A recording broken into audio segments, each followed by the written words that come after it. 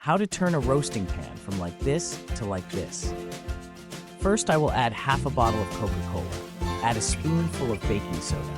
The acid in Coca-Cola and the abrasive texture of baking soda work together like magic, breaking down stubborn, burnt-on residue and stains on the roasting pan. When the mixture is no longer bubbling, add boiling water.